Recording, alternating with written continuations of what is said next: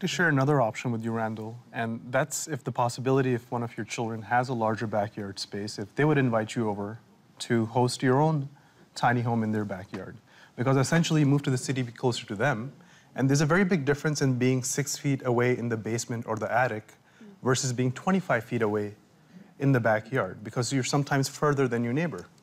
And it creates a great sense of privacy, and just as we noticed this intimate garden that was shared earlier today, that this type of green walls can also be put up to even give the privacy between different parts of the day. And all of that could create an inner garden that gives you the interaction space with your grandkids, your family, have the privacy. If one of the kids wants to practice music and somebody wants to take a nap at the same time on the same property, these aren't conflicting but really complementary. And it removes the stressful commutes out of your life, and then there's a lot more enjoyment. Saad, can I just interject? I have to ask, are there any issues with bylaws that you've run into? Yes, we just presented this to the Minister of Housing, and so he's looking into it. He's well aware of the issue. And what has happened is that the municipalities have been resistant to this because they're really busy building condos. And what has happened is in the state of California, the state came in and mandated that if your municipality is frustrating you, the state would issue you the permit. And things like that are being considered in Massachusetts and New York. And that's something that Ontario has to consider, especially right now since we're about a month away.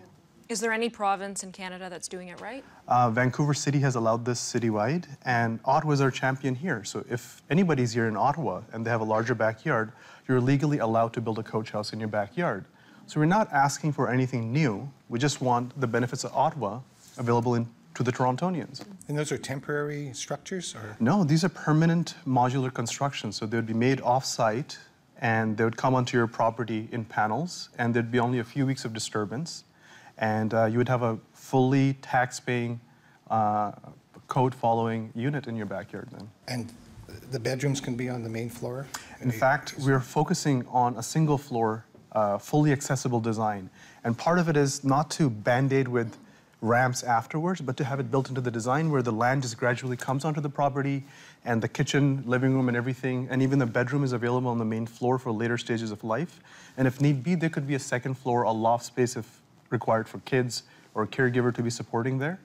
And simple universal design things like the toilet roll having enough pressure to you to lift off it, and the towel rack just being beautiful as well as to hold on to. So it's not an afterthought, but this was built into the thought of taking care of an older person. As their mobility changes, they can still experience the same things. And the things that they enjoyed in their garden that they might have worked for a long time, they can still access that and still access their social community and the connections they have in their neighborhood. Okay, well, Randall, thanks so much.